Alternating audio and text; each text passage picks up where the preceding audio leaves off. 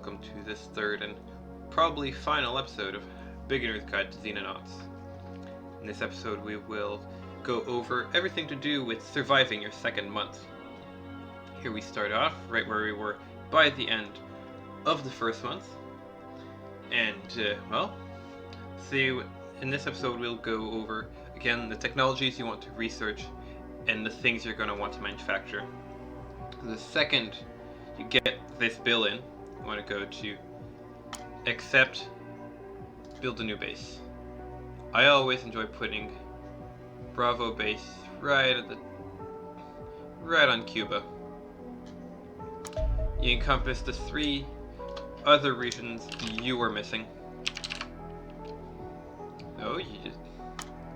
Fortunately, there isn't much you can do with Bravo base right now, but there's something you want to do with your base currently. You can build a hangar. You can build an extra hangar, extra lab,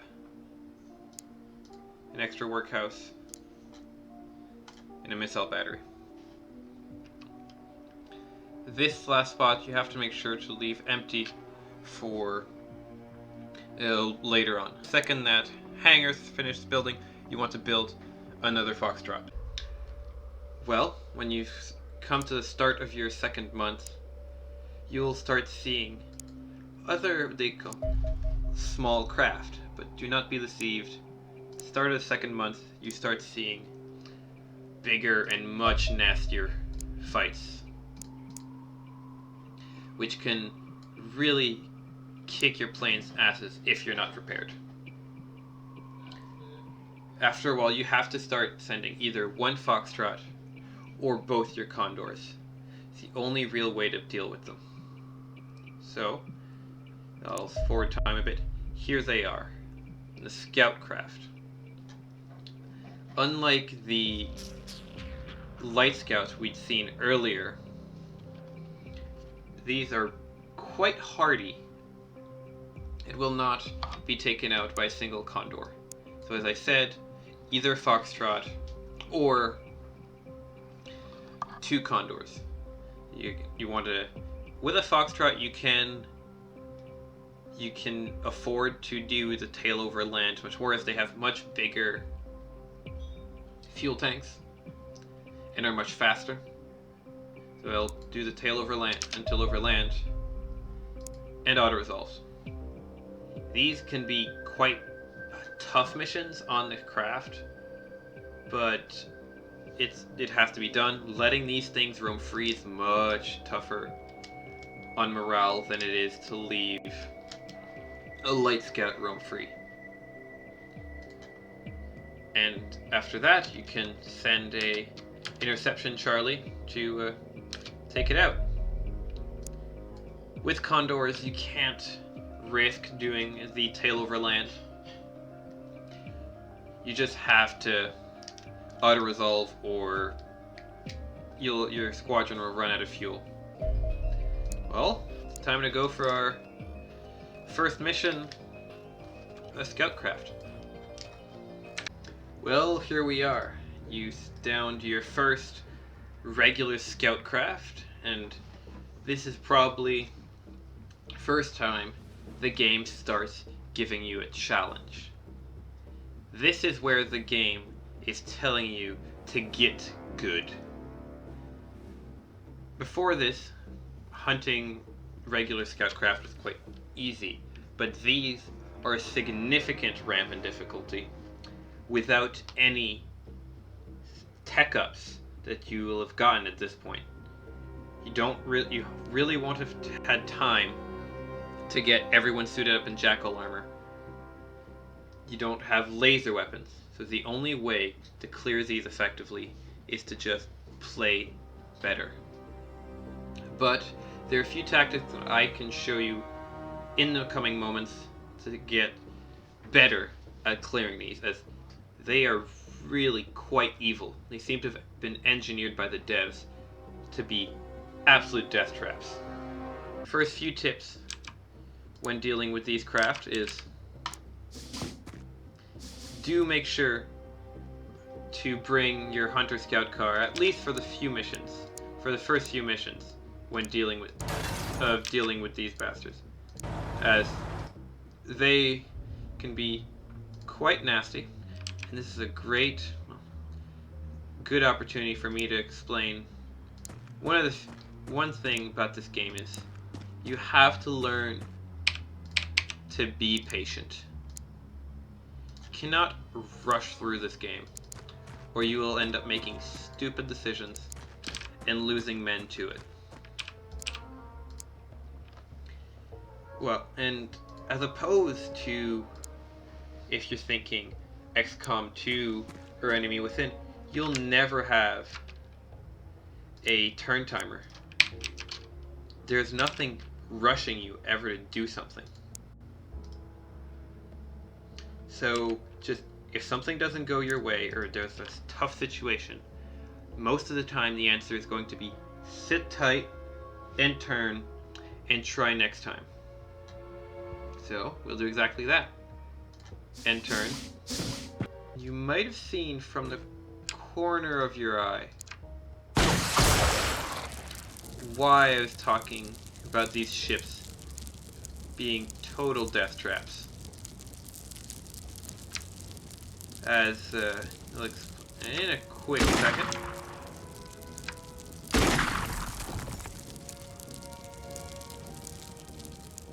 These ships seem to have been designed to play along the lines of the vision mechanics of the game. Right here and right there. We can only see these because this is a Hunter Scout car which has larger cones of vision, but these corners are blind to any soldier walking in. And aliens love to park themselves there and shred every single enemy that walks in through those doors. And I have legitimately lost all 8 of my men trying to clear the front door before I understood what was killing me over and over again. And as you see, there's quite a few enemies. Maybe we should deal with these guys. Unfortunately, I don't have line of sight to any of them. So what you can do is use your environment against them. This is one thing this game does amazingly well, but unfortunately does not tell you how to do it. You see these guys. These are part of the sub-reactors of the ship. And you'd imagine any sub-reactor would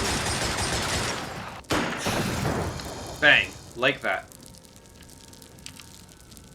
They go up in nice little fireworks. And the rest can be mopped up quite easily. And we have no reason to go rushing in there. All the enemies in the main room are dead. What you can do is move away from line of sight and duck and wait.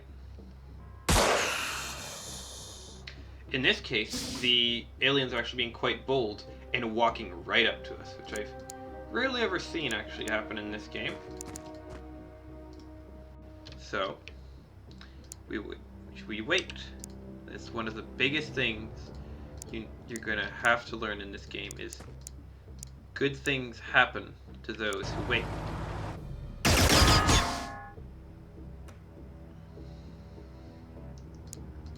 That is another part of the you could say death trappiness of these ships.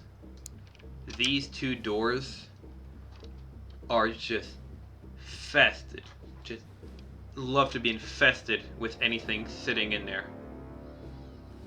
Just waiting to take a reaction shot against you. So that's usually why I try to avoid that and just blow the door out with explosives. Destructible environments, yay.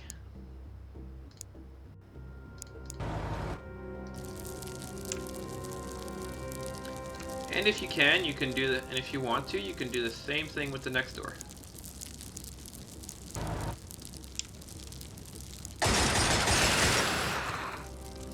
One thing you don't want to do on these ships is rush into that back room with using explosives.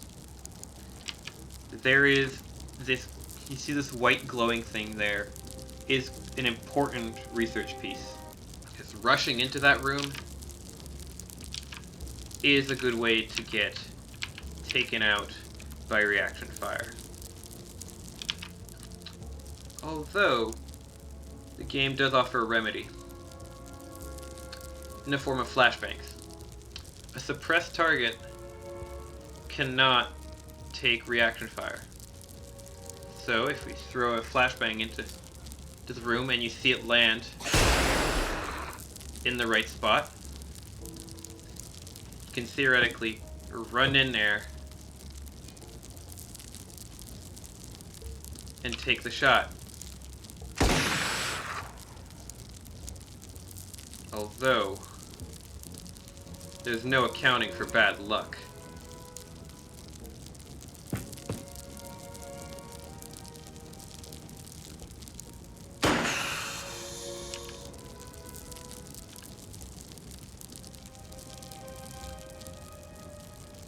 And in this case, I wouldn't be surprised to unfortunately see one of our two guys go down, as, well, I did a stupid. But this is a good way of showing that is one of the ways to clear a blind room. If you do not have line of sight, you flash up. If they have line of sight on you, you smoke them. Well, luck is on our side, and we can smoke this guy. And that is how you clear a regular scout craft. You must be patient, and you learn to use the environment to your advantage. Here we are, the alien interrogation tech. That's a good piece of storyline tech. It's not entirely useful right now, but it unlocks the end game later on. Afterwards, you are either looking at alien plasma rifle, which lets you make your own alien weapons, laser weapons, and alien biology. Alien biology leads to stun gas and stun batons, which can be equally as effective as flashbangs sometimes at clearing a blind room. So in this case, as our workshops are currently full on building jackal armor, we'll go for the alien biology. And here we go.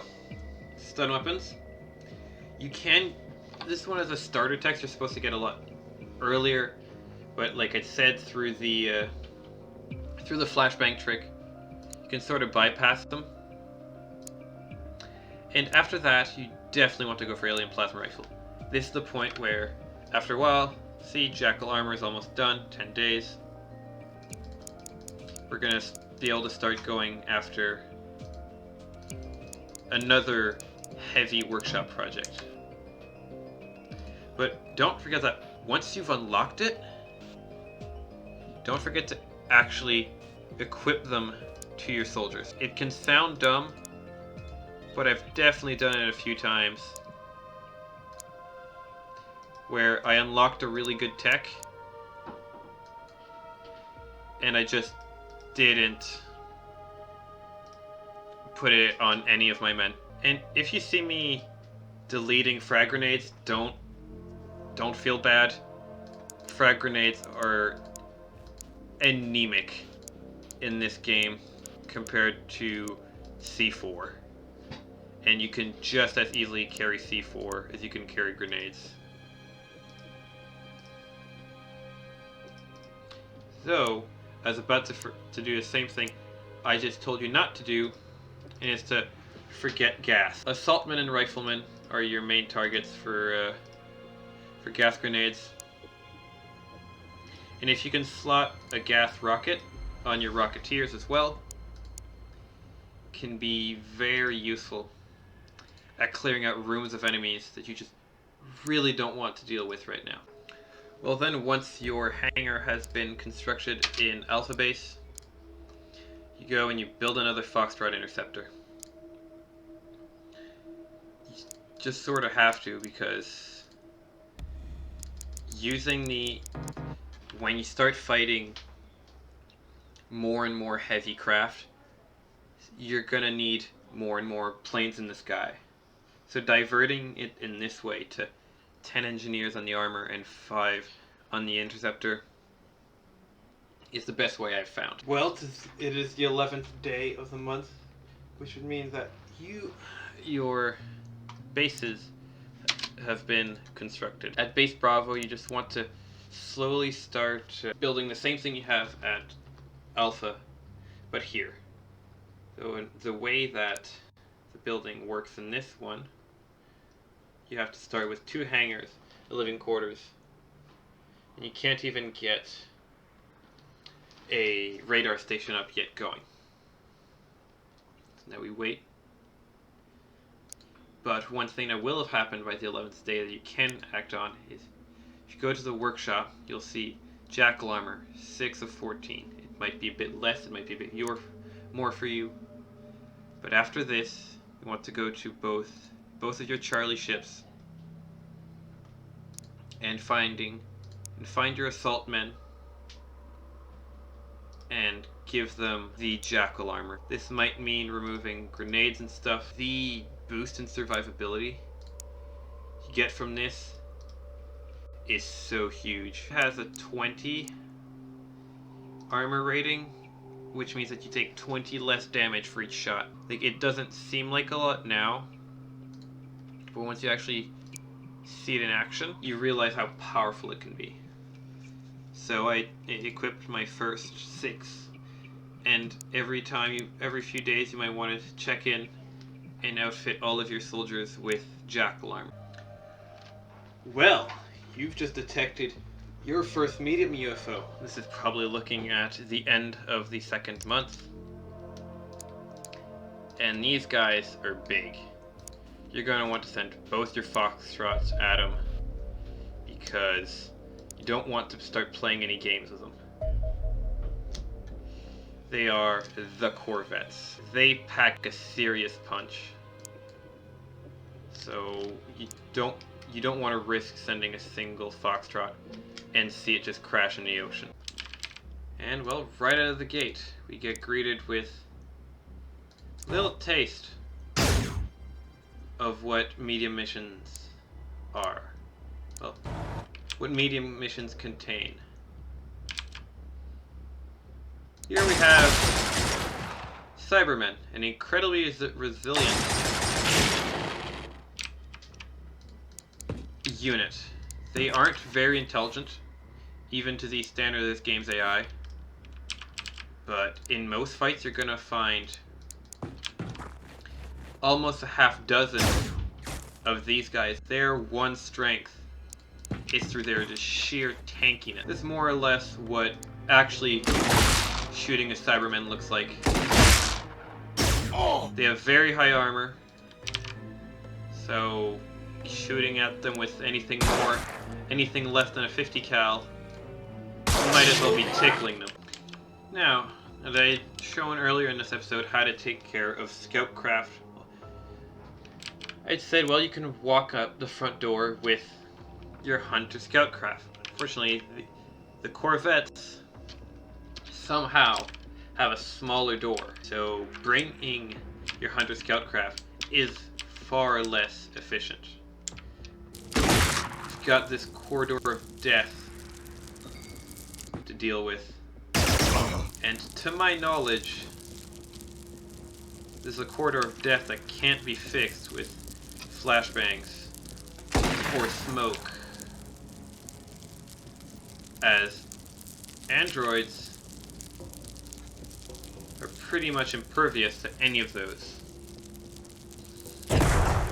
But you can still find regular troops within android ships, so laying down smoke is never a bad idea. Yeah, these side doors are a trap. There are blind corners waiting for you to step out and get destroyed in. Going in through the front door. And will gladly try to sit you from around the corner. Yep, this time we didn't get that lucky. It's actually KIA. We lost a good assaulter. And out of medium missions you get some really good tech. But unfortunately, we don't really have time to go over those techs, as we're probably going to research those outside of the second month.